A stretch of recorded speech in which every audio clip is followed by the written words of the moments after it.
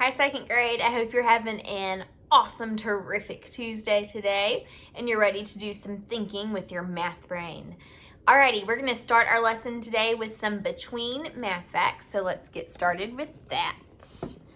Alright, here I have some math facts for you. We have 5 plus 3 equals something, 6 plus 8, and 9 plus 7. So I want you to press pause right now and solve each one of these problems, and then we'll check how you did it together. Okay, let's see how you did. So looking at 5 plus 3, I noticed that 5 and 3 are very close to each other on the number line, but they just have one number that comes in the middle of them. What number would come in the middle of 5 and 3 if we were counting? 1, 2, 3, 4 comes in the middle. So what is 4 plus 4? 4 plus 4 equals 8. So 5 plus 3 equals 8. All right, 6 and 8. 6 and 8 also are close to each other. They just have one number that comes in between them. What number comes in between 6 and 8 on the number line? 7. So let's double 7. What is 7 plus 7? 7 plus 7 is 14. So 6 plus 8 is also 14. All right, last one. Let's look at 9 plus 7. 9 plus 7. Oh, again, 9 and 7 are pretty close to each other on the number line. What comes in between 9 and 7? 1, 2, 3, 4, 5, 6, 7, 8, 9. 8 comes in between 9 and 7. So what is 8 plus 8? 8 plus 8 is 16. So 9 plus 7 is also 16. You may have used a different strategy on this last one that we just did. You could have used the 10 strategy where you make this 9 into a 10 and do 10 plus 7, then take 1 away. That's 16 as well. So there are several different strategies that you could have used to get the answer. All right, so that's the between fact math fact strategy. Now let's look at our word problem. And we'll use Apps Check to analyze and plan and solve our problem.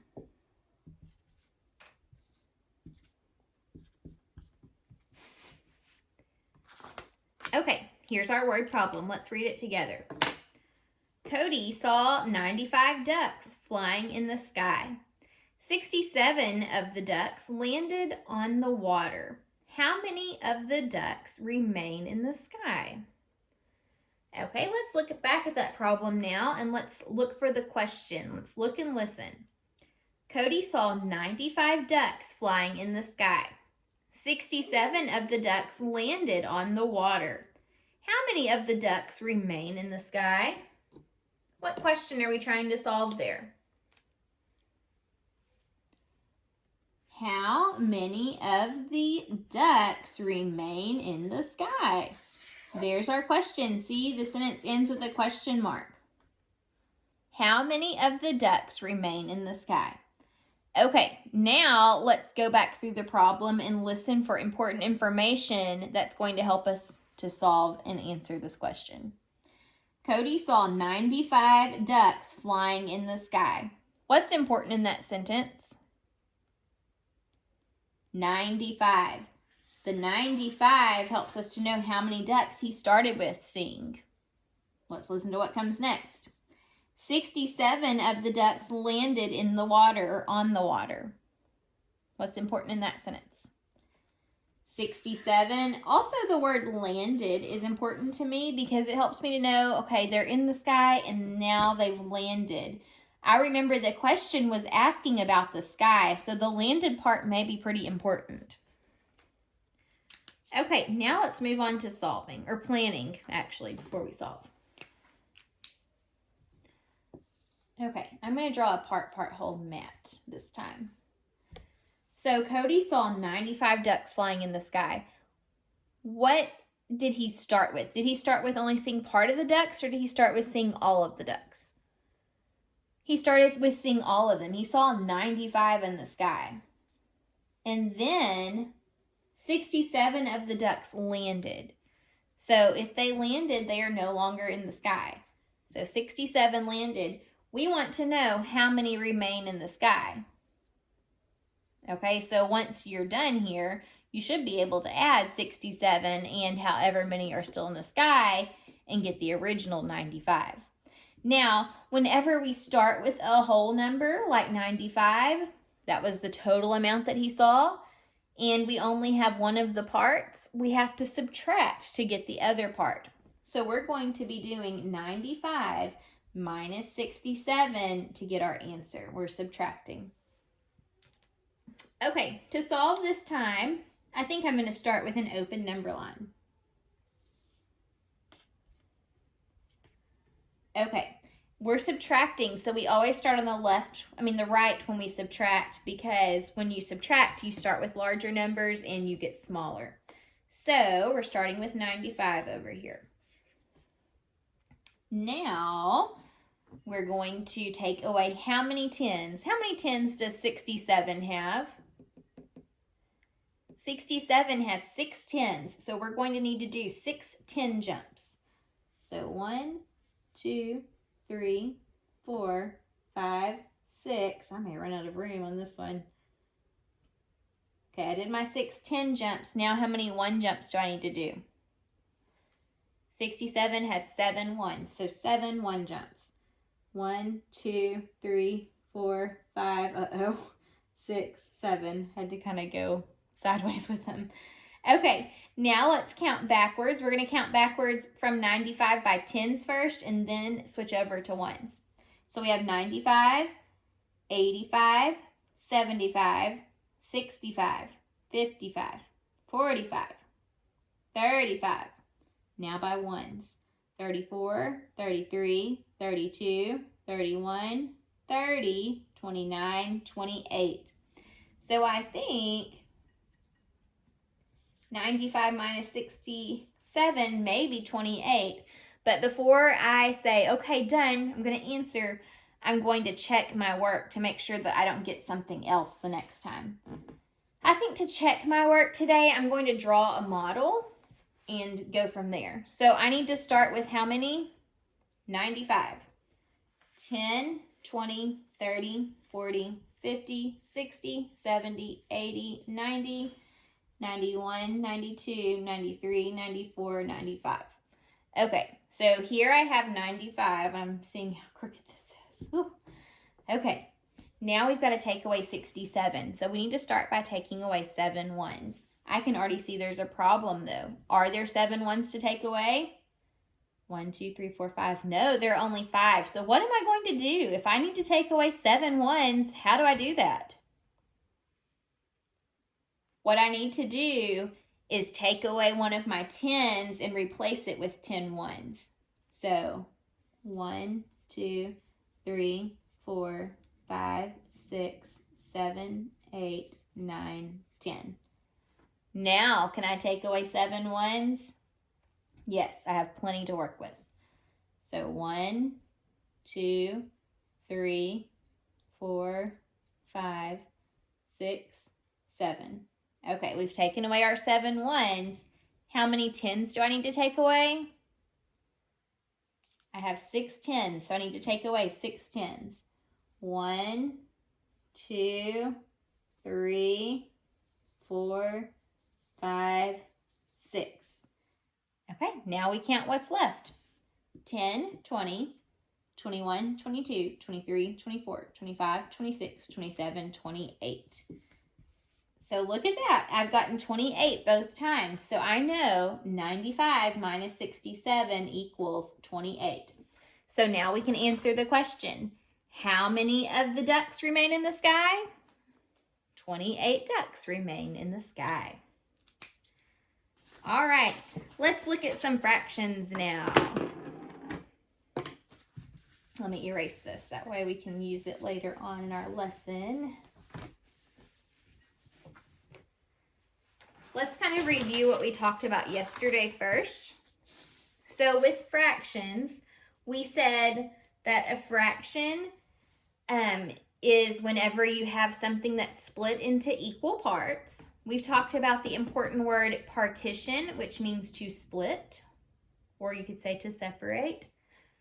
We've talked about halves and how halves are just 2 equal parts, and we did some examples of what halves look like. We talked about fourths and how fourths are 4 equal parts and what fourths look like.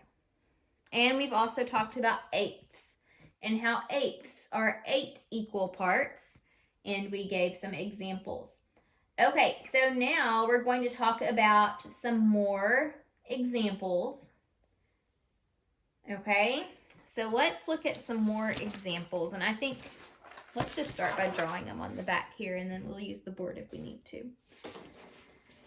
Okay, let me draw a shape here.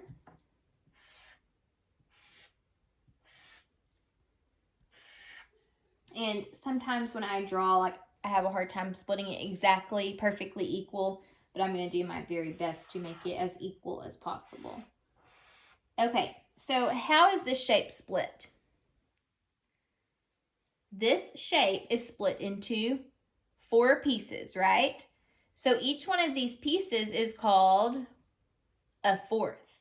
So we can say this shape is split into fourths. If I shade or color 1, 2 of the pieces, and I say, how many pieces are shaded? What would you say? 2/4 of the pieces are shaded. See, because 1, 2 out of the 1, 2, 3, 4 are shaded. So we can say 2/4 are shaded. Okay, here's another example.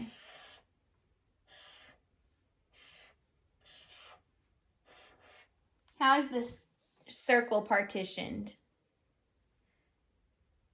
How many pieces is this circle partitioned into? 1, 2, 3, 4, 5, 6, 7, 8. This circle is partitioned into 8 pieces. So we call each one of these pieces what? Each one of these pieces is called 1/8. Okay? This circle is partitioned into eighths. If I was to shade, let's see, 1, 2, 3, 4 of these pieces here, how would you describe this now? If I said how many of the pieces are shaded, what would you say? There are 8 pieces, right? So they're eighths. And how many of them are shaded? 4. So we can say 4/8 are shaded. 4/8. Okay, let's look at this shape here.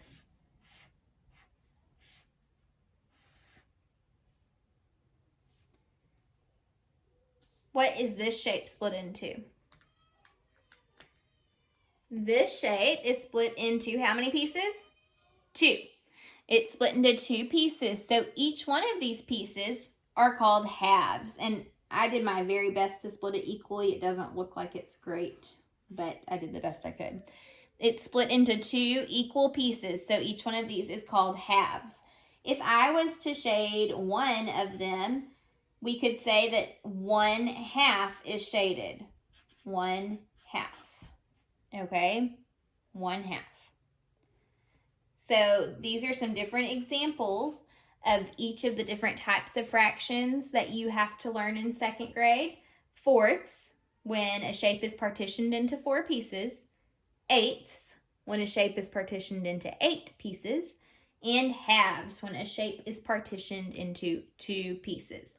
And then if you're asked about shaded pieces, just don't forget, if it's split into 4, you have to say the fourths part at the end. So you count how many are shaded. 1, 2, 2/4. 1, 2, 3, 4. There are 4/8 because each one of these pieces is called an eighth. Okay, now we're going to look at something interesting. Let me draw a few examples before I ask you a question. I'm going to do all circles. Partition them a little bit differently though.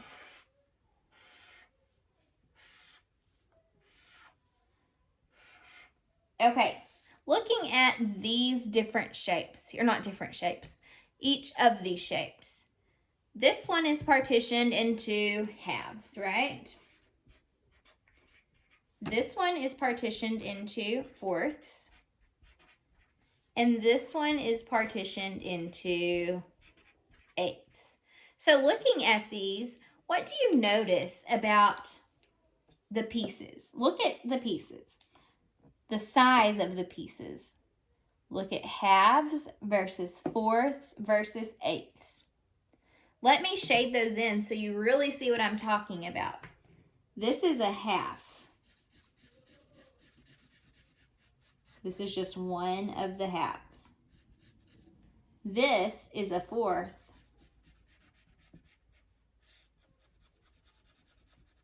And this is an eighth. What do you notice about those? Let me show you one more thing before we really talk. So when you have halves, they are split into two pieces. When you have fourths, they are split into 4 pieces.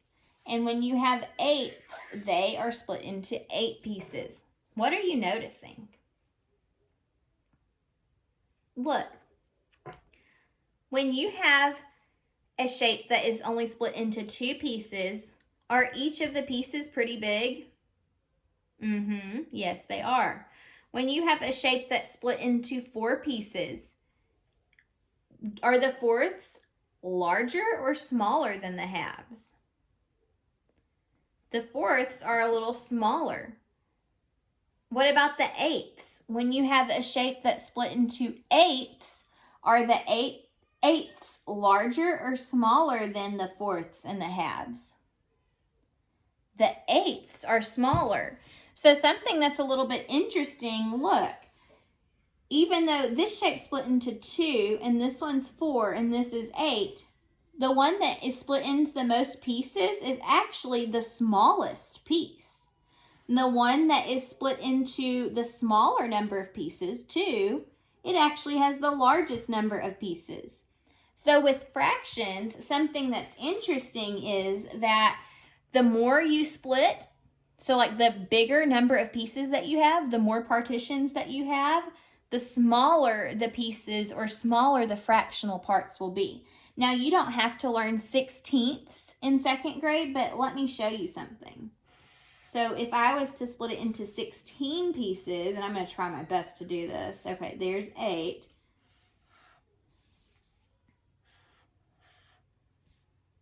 Okay. I believe this is 16 pieces. Let's check. 1, 2, let me make a little dot. 1, 2, 3, 4, 5, 6, 7, 8, 9, 10, 11, 12, 13, 14, 15, 16. Okay, so this circle is partitioned into 16 pieces. So each one of these is considered a 16th. If I shade in 1/16, look at how much smaller it is compared to the 8th and the 4th and the half. It's a much smaller part. So even though it's split into a larger number of pieces, each piece is going to be smaller. So if you had a friend and they wanted to split the pizza with you, well, let me ask you this in a different way. Would you rather split a pizza with 1 extra friend or 3 extra friends? So you plus that person is 2. You plus 3 is 4 people. Would you rather split the pizza with 2 people or 4 people?